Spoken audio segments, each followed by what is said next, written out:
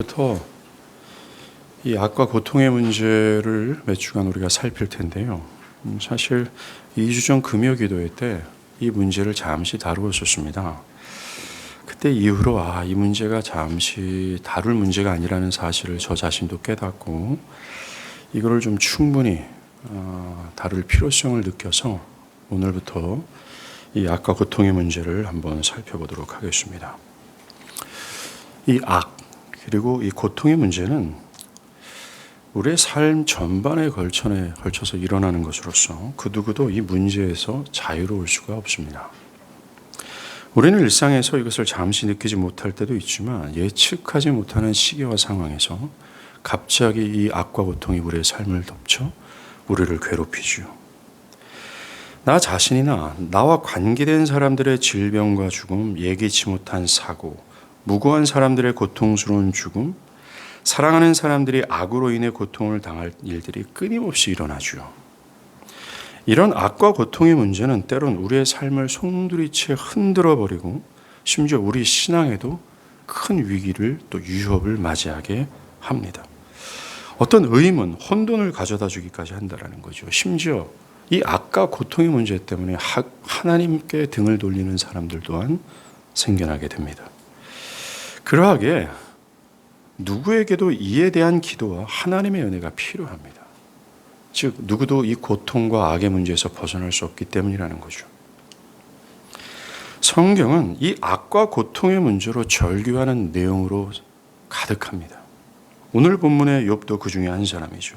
그는 우리가 읽은 구절처럼 어찌하여 그러십니까? 나를 언제까지 괴롭게 하시렵니까? 내가 언제까지 이 악과 고통의 문제로 시달려야 됩니까? 자신의 혼란스러운 마음과 심지어 하나님에 대한 원망 섞인 의문으로 그는 토해내고 있다는 것이죠. 성경에서 이런 위대한 선진들마저도 악과 고통으로 인한 원통함으로 절망과 미혹당함이 있었고 하나님에 대한 원망을 쏟아내게 할 정도로 이 문제는 매우 강한 힘을 가지고 있는 것이 분명합니다. 하물며 우리와 같이 평범한 사람들도 더욱 그렇습니다. 교회 안에 있는 사람들, 이 사람들이 고통의 순간 하나님 과연 뭘 하고 계십니까?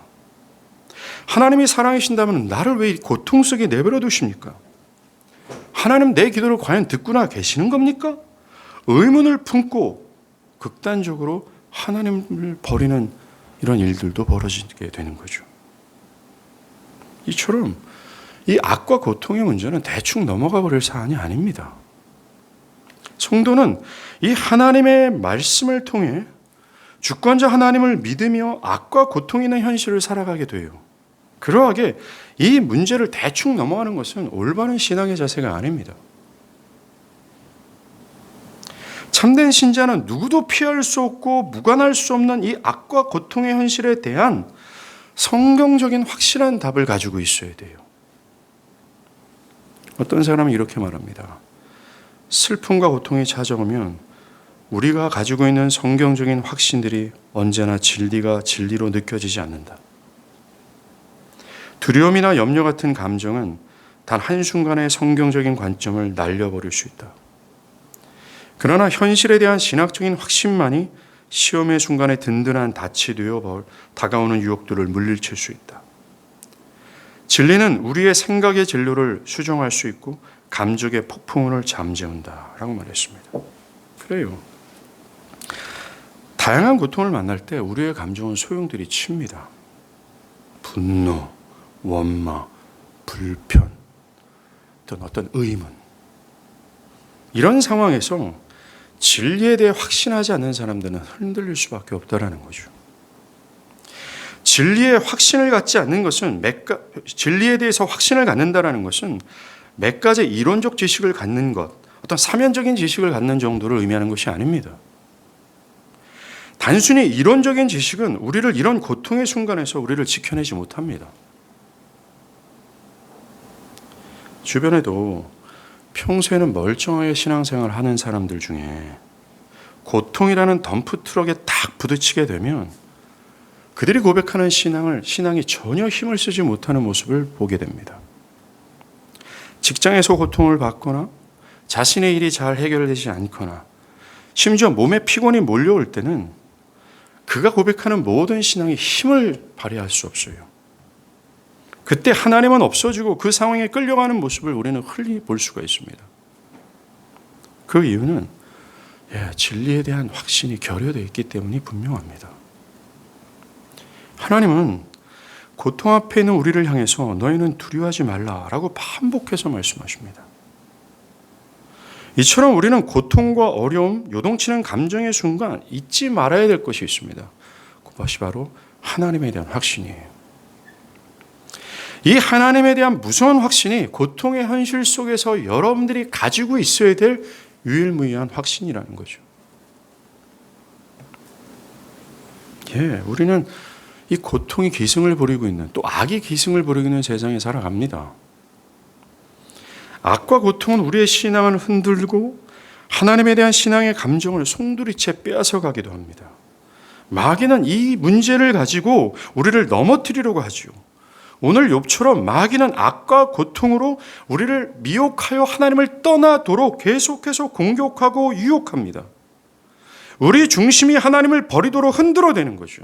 뭐 그렇게까지 하나님을 섬길 필요가 있는가라는 거예요. 이런 고통을 주는 하나님이라면 신뢰할 수 있는 존재가 아니지 않는가? 끊임없이 우리를 미혹하고 정죄하고 흔들어 놓습니다. 그때 우리는 하나님을 경외하고 신뢰하는 지금과 같은 신앙을 고통의 상황에서도 견지해 나갈 것인가? 아니면 욥의 아내의 말처럼 하나님을 욕하고 죽어버릴 것인가? 중대기로에 서게 됩니다. 이와 같이 악과 고통이 있는 세상에서 하나님의 위대하심을 인정하며 끝까지 하나님을 신뢰하는 것은 그 어떤 전쟁과 비교할 수 없는 치열함이 있어요. 이 싸움 매우 치열합니다. 사도 바울도 12사도들도 믿음의 선진들도 현재 우리와 함께 신앙하는 형제 자매들도 이 싸움에 참전했었고 그들은 고통 가운데서 끝까지 하나님을 경외함으로 온 천지를 향해 하나님의 하나님 되심을 보이는 세상과 보이지 않는 세상에 증거했어요. 즉, 큰 악과 고통에서 시달리는 가운데 끝까지 하나님을 의지하고 신뢰하는 태도를 견지함으로 말미암아 보이지 않는 세상과 보이는 세상을 향해서 온 땅에 의지할 만한 존재는 없으며 신뢰할 만한 존재가 없고 오직 하나님만이 신뢰하는 존재라는 사실을 가장 큰 메가폰을 향해 소리쳤다는 것입니다. 그것으로 하나님 영광을 받으셨죠. 존 파이프 목사가 설교한 것처럼 우리의 삶과 온 천지에서 하나님이 극명하게 영광 받으시는 수단은 바로 suffering, 고통이라는 거예요.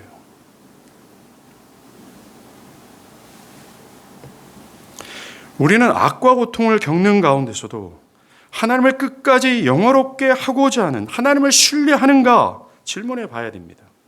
욥처럼 어찌하여 나로 이런 고통을 당하게 합니까? 왜 그럽니까? 절규하고 의문을 품고 눈물을 흘리면서라도 끝까지 하나님 저버리지 않고 신앙의 여정을 갈 수 있는가를 물어봐야 되는 거예요. 그리고 이것에 대한 확고한 대답이 여러분 가운데 있어야 합니다. 우리는 감당하기 어려운 고통을 당할 때 그 고통을 하나님과 연관지어 생각을 합니다. 평소에는요, 자신의 삶을 하나님과 관련지어 생각하지 않은 사람들도 어떤 감사치 않은 사람들도 고통이 찾아오면 왜 이 고통을 하나님께서 허락하셨나요? 하면서 자연스럽게 고통을 하나님과 연관을 지어요.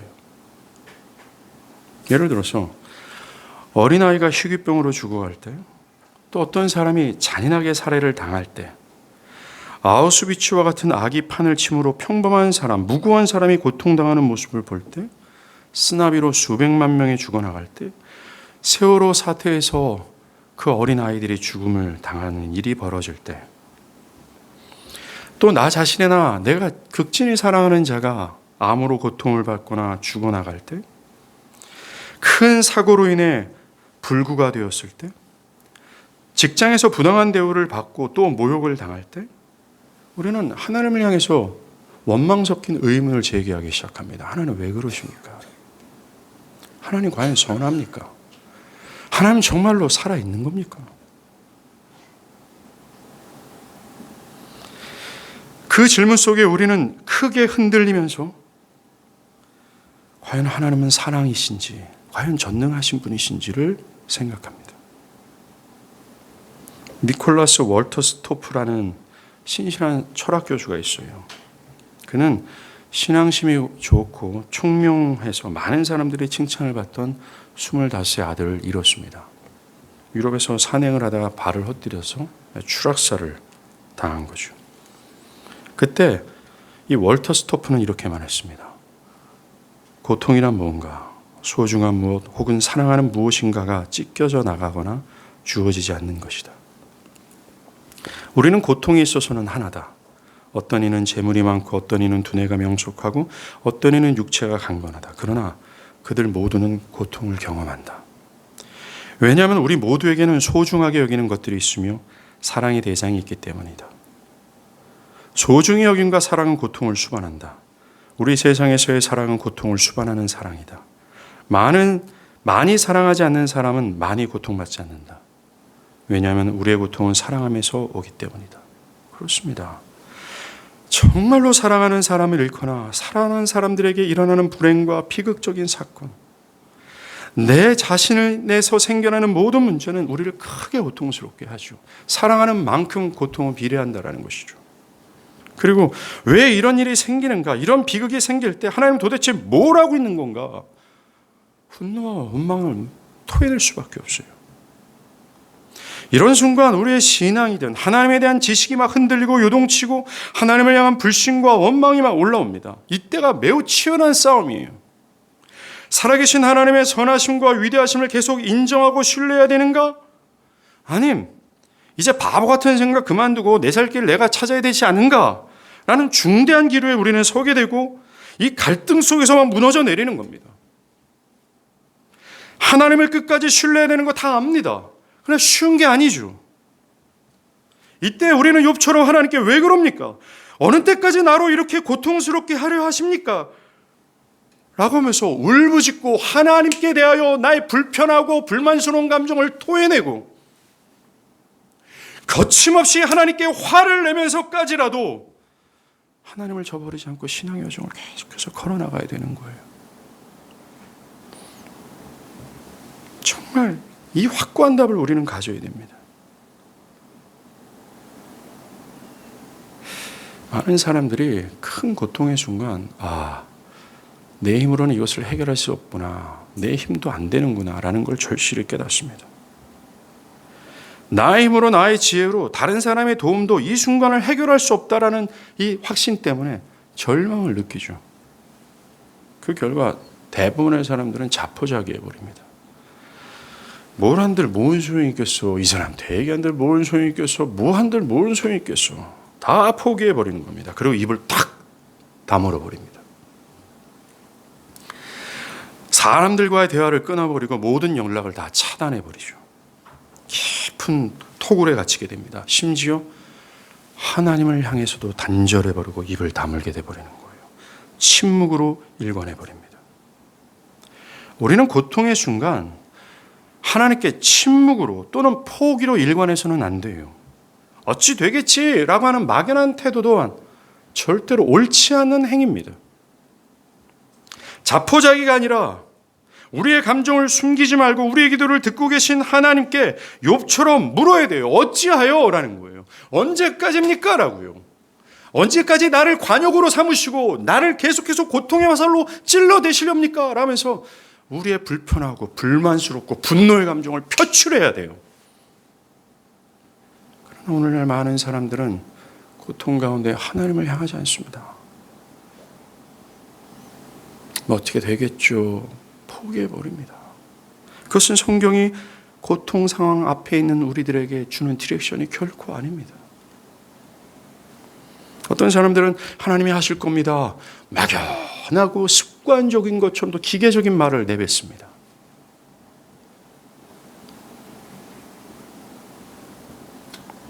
정말로 우리가 고통을 맞이할 때 할 수 있는 한 가지가 있어요. 그것은 우리의 감정을 숨기지 말고 하나님 앞에 나아가 토하는 겁니다. 그리고 묻는 것입니다. Why? 왜? 여러분들 성경의 선진들을 보세요. 특별히 시편의 기자들을 보십시오. 그들은 고통의 순간 입을 다물지 않았습니다. 자신의 불편하고 불만 섞인 감정들을 속이지 않았습니다. 그들은 어떤 사람, 자기에게 어떤 도움도 보호처도 되지 않은 사람들을 향하지 않았습니다. 그들은 온 우주의 유일무이한 산성과 피난처 되신 하나님을 향했고, 그들은 이 모든 불편한 감정들을 하나님께 토해냈어요. 그리고 하나님께 물었습니다. 따졌습니다. 질문했습니다.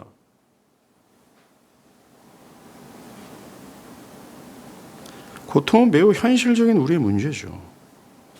극심한 고통을 당할 때 하나님의 선하심, 사랑을 믿기는 참으로 어렵습니다. 그래서 어떤 사람은 이 고통 때문에 하나님을 불신하는 대로 나아가죠. 심지어 하나님을 부정해버립니다. 이 하나님을 부정하는 것이야말로 최고의 비극이에요.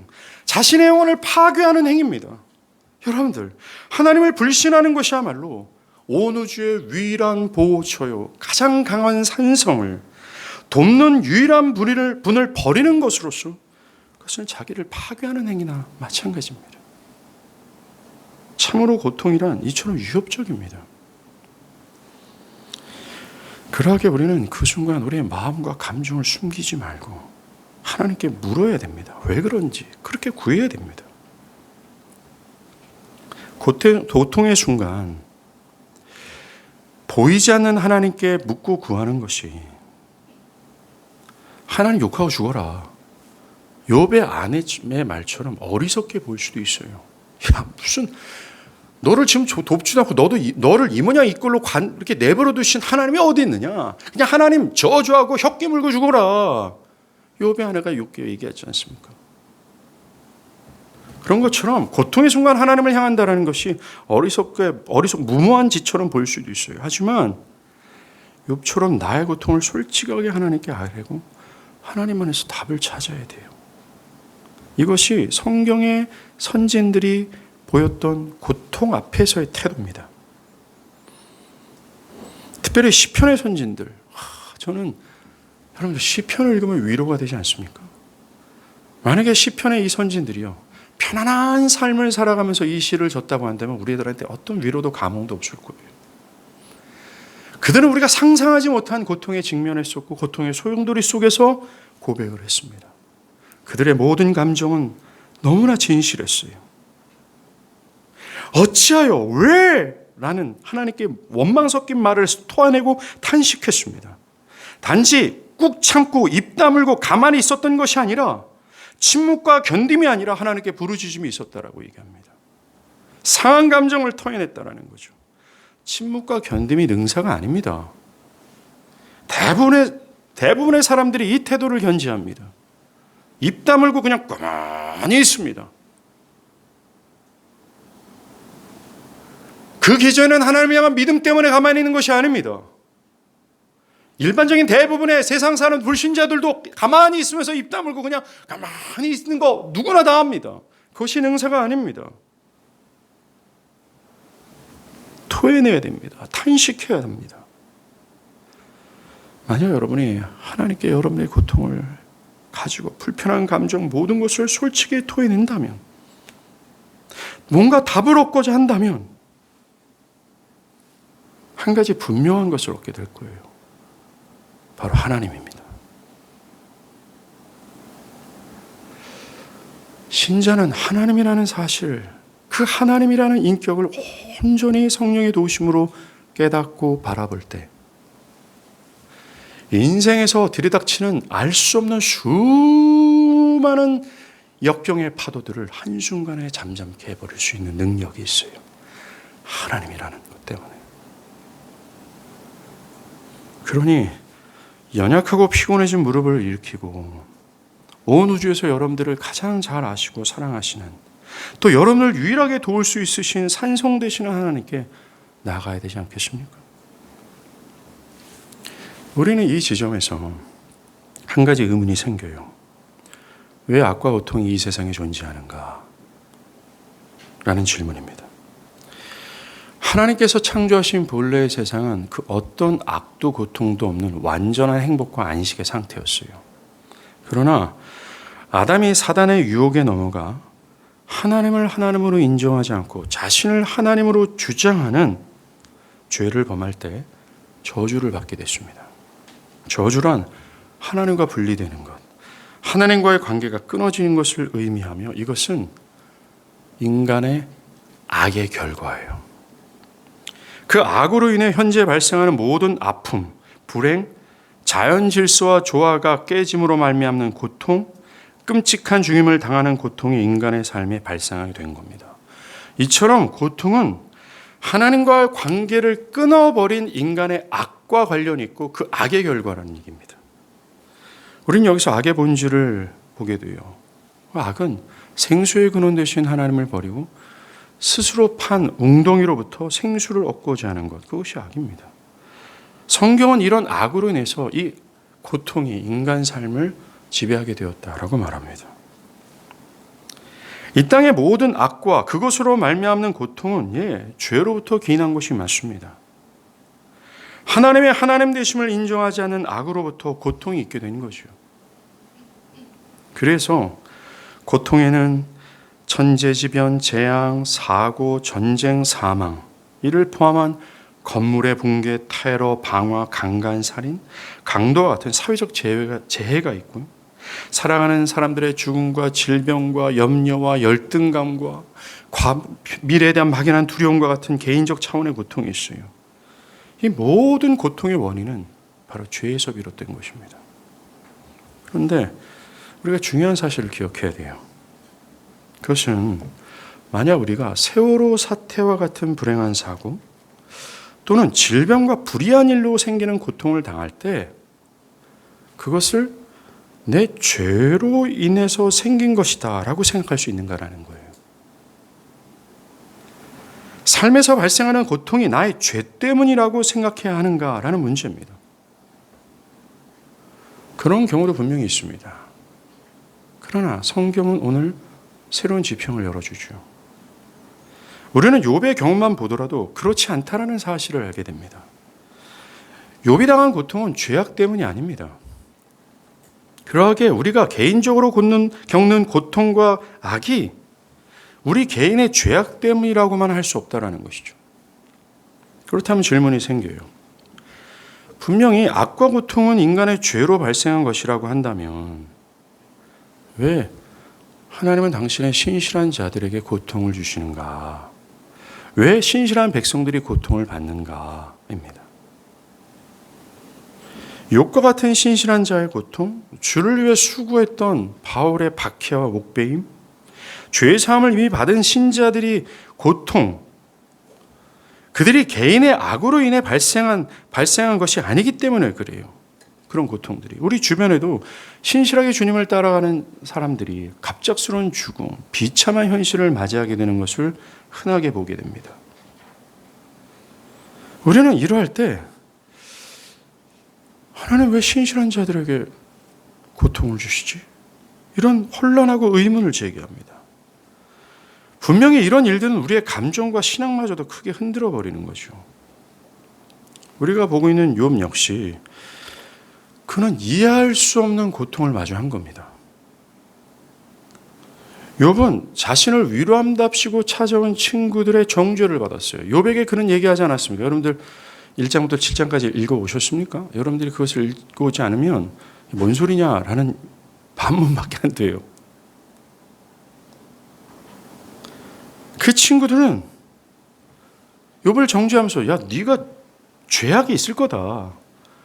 죄악이 있다 보니까 하나님이 너에게 이런 고통을 허락하시는 건 아니냐. 염장을 실렀죠. 정말 그가 처음 7일 동안은 위로하는 친구들도 함께 있었어요. 그런데 그는 아무 말 못합니다.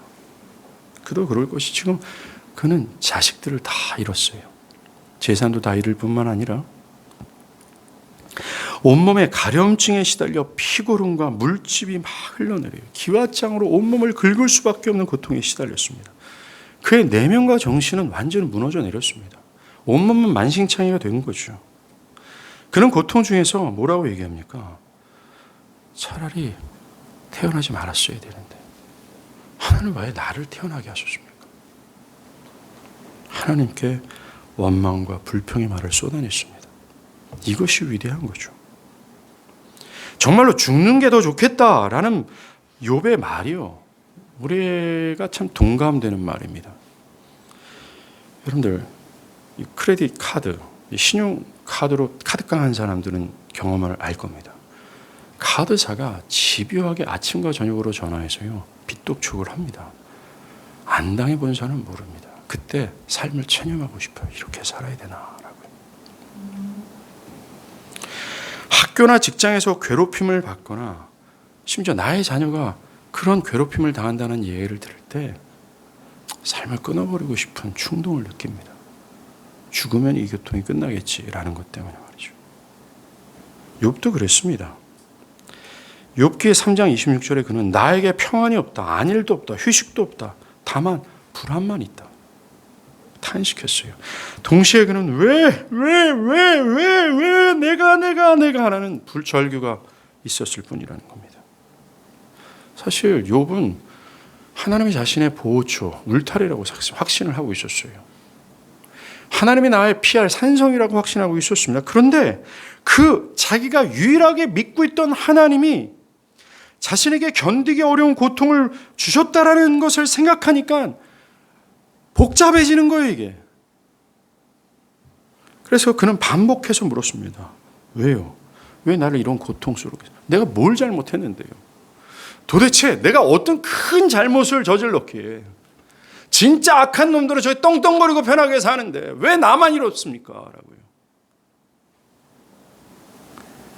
그런데 욥이 고통 가운데 있을 때 보지 못한 것이 한 가지가 있습니다.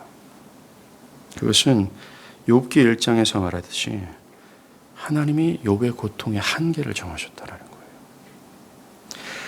하나님이 사단에게 욥의 고통의 한계를 정하심으로 욥의 울타리가 되어 주셨다라는 겁니다. 거기까지다라고요.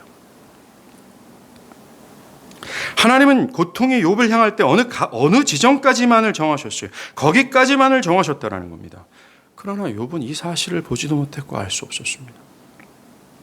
그러나 욥과 우리의 입장은 다릅니다. 우리는 이 욥이라는 위대한 선진의 경험을 통해서 하나님이 고통 중에 우리의 울타리가 되신다라는 사실을 알게 됩니다. 우리는 이 위대한 선진의 고통을 통해 이런 진리를 얻을 수가 있어요.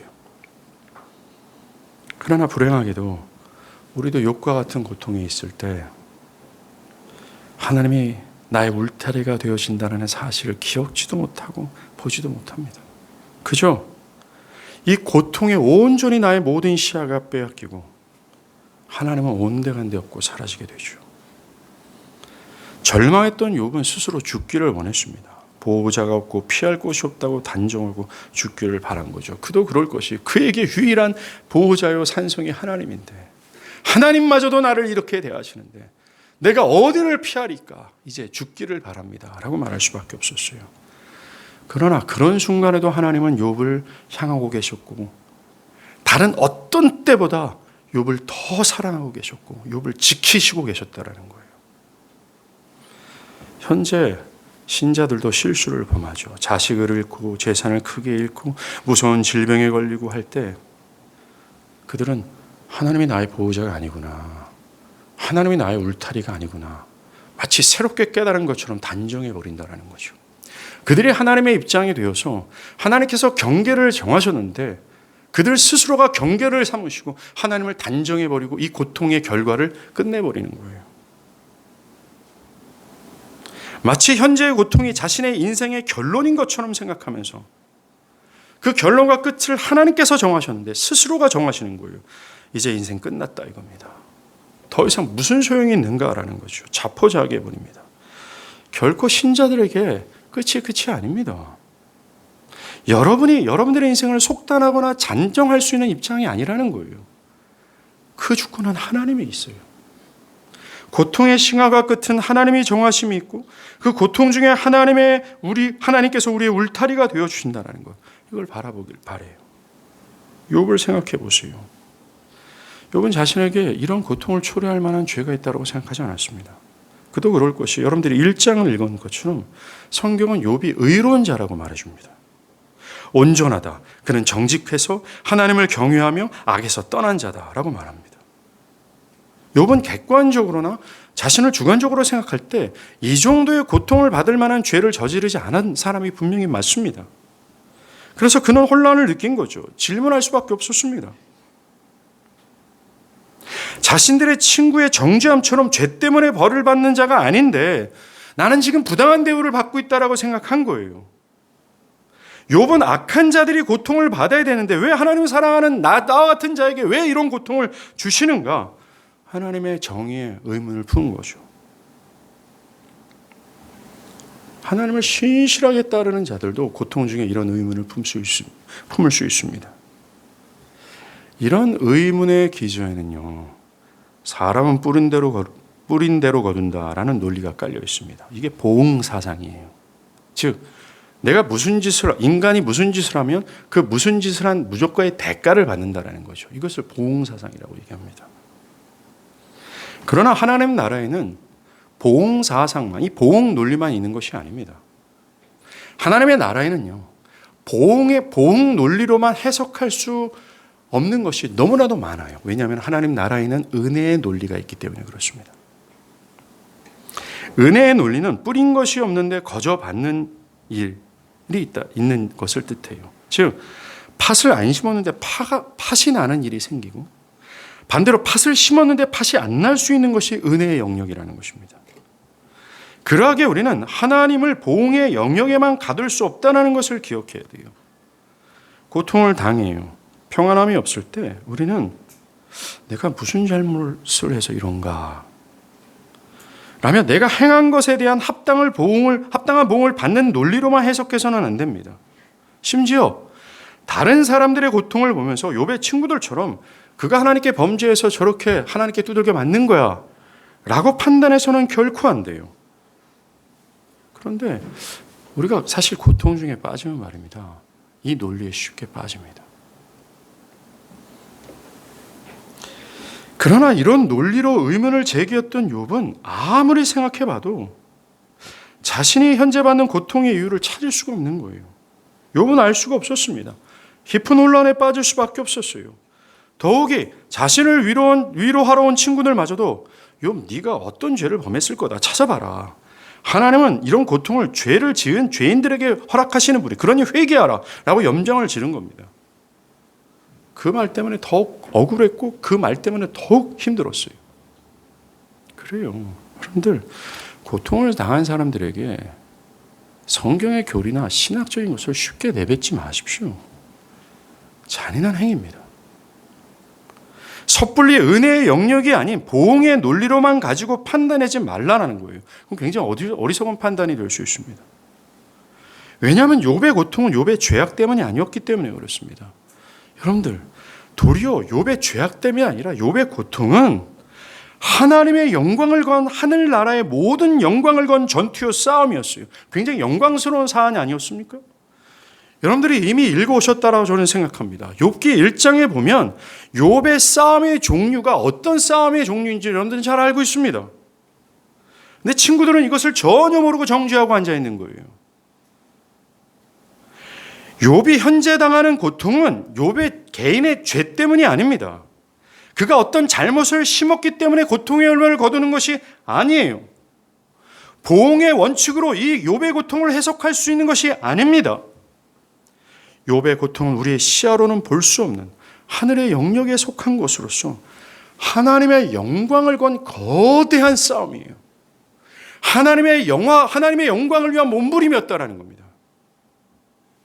이처럼 성경은 우리에게 고통의 또 다른 지평을 열어줘요. 나와 우리의 고통이 꼭 죄의 열매를 거두는 것이 아니라 욥처럼 하나님의 영광을 건 위대한 싸움의 부류가 될 수 있다는 겁니다. 그것이 바울이 당한 고통 아니었습니까? 17세기 이 언약도들이 당한 고통 아니었어요? 사자배이 되면서까지 순교를 당한 믿음의 선조들이 고통 아니었습니까? 고통의 원인은 또 다른 페이지가 있다는 걸 알려주는 겁니다. 어떻게 보면 고통당하는 형제 자매들 있잖아요. 그들은 나보다 훨씬 더 위대합니다. 그런 생각을 우리는 가져야 돼요. 왜요? 하나님께서는 사람이 감당하지 못할 시험을 허락지 아니하시는 분이시기 때문에 그래요. 즉 고통 중에 하나님을 버리지 않는 태도를 견지할 능력이 있는 자에게 그럴 만한 고통을 주신다고 말하는 겁니다. 우리는 고통을 당하는 형제 자매를 보면서 와, 저 영혼은 나보다 더 위대하구나. 그러니 하나님이 이 고통 중에서도 여전히 하나님을 향할 수 있는 그 고통을 허락하시지 라고 바라보고 해석할 수 있어야 돼요. 그러하게 우리는 섣부른 판단과 겸손한 말을 함부로 내뱉어서는 안 됩니다. 도리어 그를 격려하고 그의 아픔에 동참해서 도울 것이 없는가를 샅샅이 찾아야 되는 겁니다. 외롭게 사는 동지들을 찾아보십시오.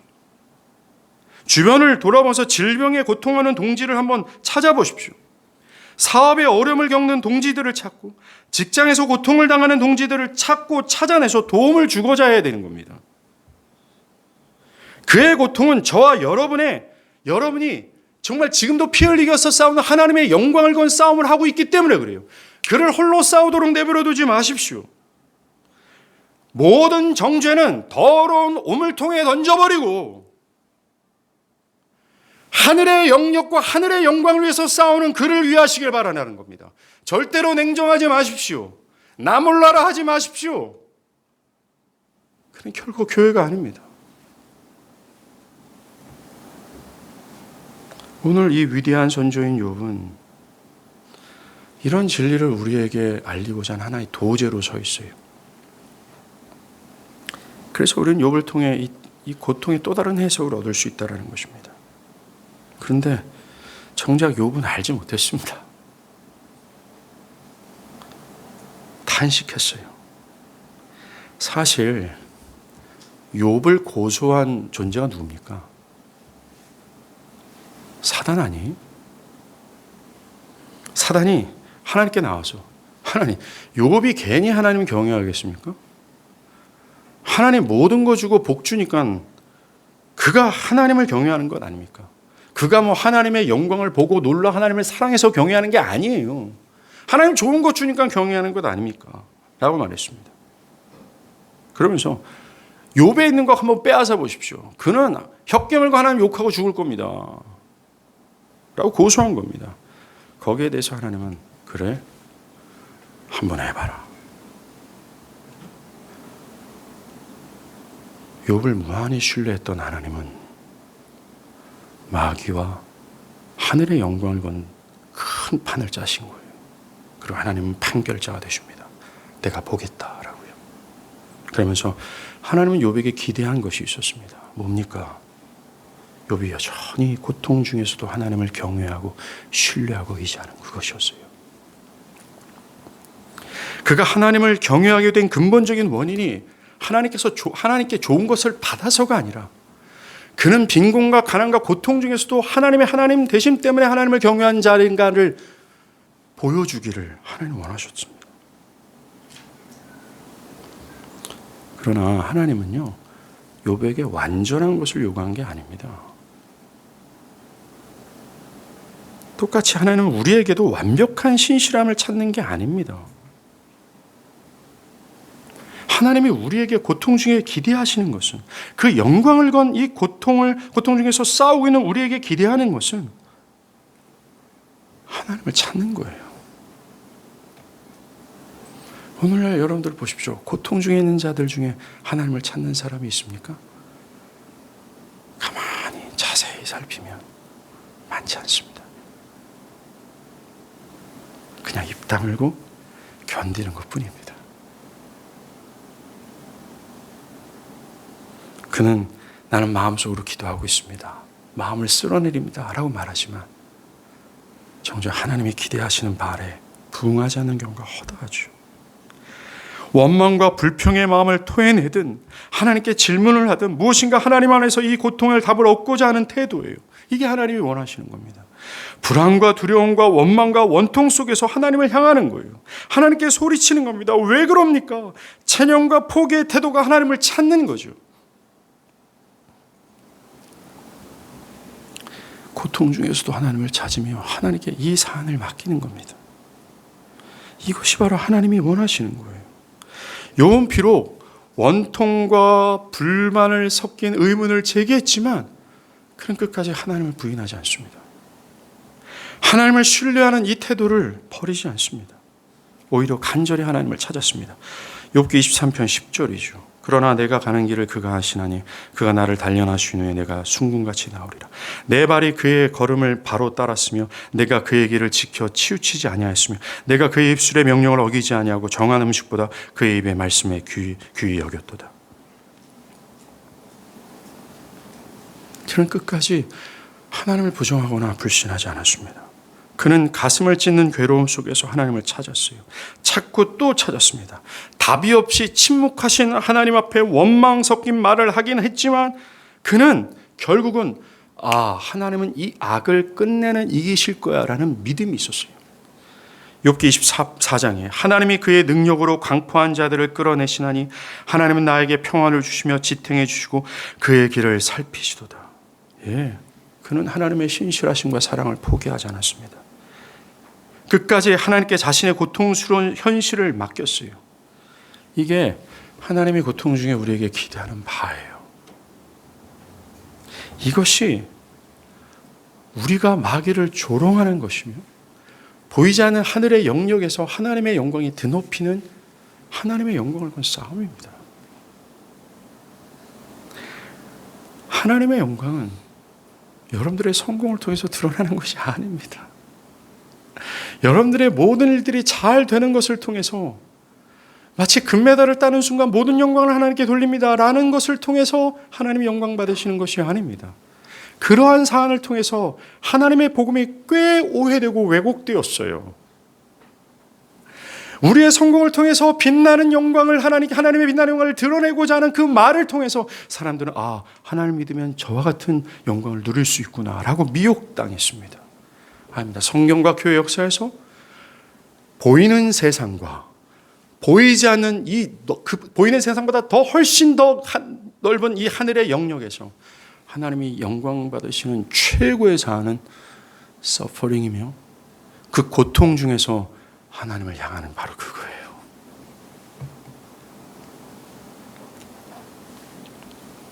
욥의 모습이 우리와 무관하지 않죠. 우리는 고통 중에 있을 때 죽고 싶고 다 내팽개치고 싶은 충동을 느낍니다. 심지어 하나님마저도 포기하고 하나님께 기도하고자 하는 의욕도 다 던져버려요. 그러나 우리는 욥을 생각해낼 수 있어야 돼요. 욥처럼 하나님을 향해야 됩니다. 이게 인내입니다. 여러분들 야고보 장로가 우리에게 너희들은 욥의 인내를 배우라 라고 권면하거든요. 욥의 인내가 뭡니까? 그저 입 다물고 버티는 것이 아니었습니다. 고통 중에 하나님께 찾고 자신의 감정을 토하고 하나님께서 이게 분명히 어떤 끝이 있을 것이다라고 하는 확신 속에서 하나님께 나의 모든 고통마저도 끝까지 맡기고 의뢰하는 거예요. 그저 시간이 지나면 해결되겠지 막연한 낙관이 아니라 하나님을 향한 실제적인 열망, 하나님을 향해 연약한 팔을 뻗는 겁니다. 슬픔 중에 기도하고 고요한 중에 기도하고 수시로 가슴을 쓸어내리며 간구하는 겁니다. 이것이야말로 경건의 능력 아닙니까? 이것이 하나님의 영광을 건 싸움의 전술이며 승리의 방법이에요. 이걸 통해 하나님은 영광을 받으신다라는 겁니다. 하나님은 분명히 고통의 과정 중에 영광 받는 걸 우리가 알 수 있어요. 하나님은 많은 것을 원하시는 것이 아닙니다. 욥의 모습을 원하는 거예요. 몸부림입니다. 온몸에 절망과 고통의 진흙이 온통 묻어서 도저히 날개짓을 할 수가 없는데 무거워서 이 하나님을 향한 날개짓을 포기하지 않고 허우적거리는 거예요. 친구들의 정죄, 잘못된 판단으로 고통도 있었습니다. 진짜 사랑하는 아내 또한 하나님 욕하고 죽어라 라는 말을 들었음에도 불구하고 그는 몸부림을 그치지 않았어요. 하나님을 포기하지 않았다는 겁니다. 여러분들 이 욥의 아내의 말이 진짜 시험의 본질 아닙니까? 지금 고통스러운 상황에서 도움되지도 않고 답도 주지 않는 하나님께 기도한들 뭘 소용이 있겠냐. 하나님 안 돕잖아. 하나님이 안 보이잖아. 하나님이 답도 아닌데 왜 하나님께 기도하냐. 이게 시험이 아닙니까? 하나님을 의지해봤자 아무런 소용없는데 왜 기도하느냐. 그냥 혓개물로 죽어라 라는 거예요. 이것이 사탄의 미혹이며 사탄이 우리를 흔드는 계략이에요. 그것으로 우리는 흔들립니다. 이런 시험 중에 욥은 마귀의 충돌에 흔들리지 않았습니다. 하나님에 대한 신뢰를 버리지 않았죠. 포기하지 않았습니다. 예, 우리도 마찬가지입니다. 고통 중에 마귀의 유혹을 받죠. 그때 우리도 하나님께 향하고 찾고 물으며 부르짖어야 돼요. 끝까지 하나님께 부르짖어야 됩니다. 붙들어야 됩니다. 물론 고통스러운 순간 하나님께 나가는 것도 힘들고 답을 얻기는 더 힘듭니다. 왜냐하면 아까도 말한 하나님보다 고통이 너무 커요. 이게 뚝 가립니다. 안 보여. 이게 안 보여. 이거 뚫어야 되는데 안 보여. 게다가 원수 마귀는요, 아주 교묘하고 계략적으로 아주 힘있게 우리를 괴롭힙니다. 마귀의 고통의 순간 하나님보다 고통을 더 바라보게 해요. 하나님을 불신하게 만듭니다. 하나님 계시면 이럴 수 있냐? 정말 하나님 사랑인 거 맞냐? 그냥 네 생각대로 살아라.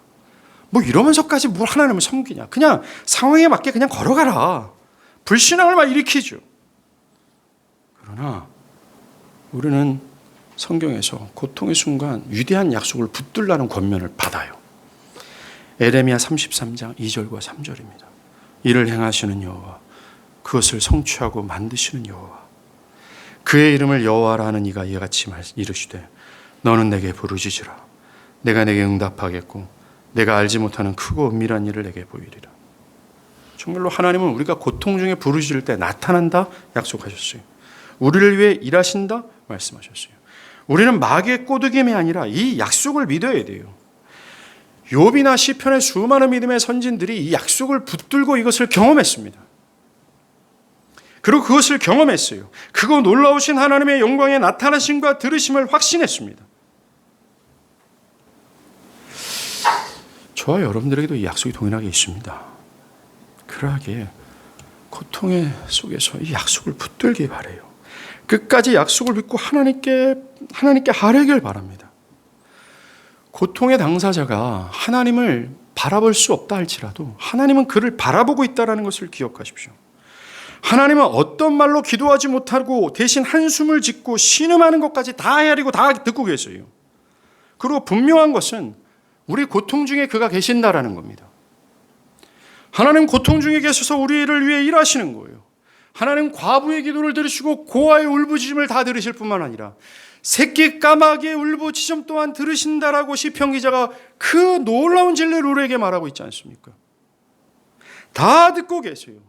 우리는 연약하기 짝이 없어요. 우리는 무능력합니다. 그러하게 위대하신 하나님께 구해야 되는 것이 마땅한 것 아닙니까? 하나님께 나아가 하나님께 묻고 하나님께 부르십시오. 고통 중에 하나님을 배제시키지 마십시오. 이 고통 중에 하나님의 뜻을 단정짓지 마십시오. 답답한 순간에도 하나님을 제외시키지 마십시오. 하나님께 기울이시고 하나님을 향하시고 어떤 불편한 감정이 있더라도 하나님께 그것을 토해내며 심지어 하나님을 욕하면서까지 하나님께 원망을 토해내십시오. 그것이 하나님께서 원하시는 것입니다. 바랍니다. 그럴 때 여러분들은 온 우주에서 가장 큰 보호죠. 그렇게 될 때 흔들리지 않은 산성을 보게 될 거예요. 그 싸움에서 이기게 될 겁니다. 기도하시겠습니다.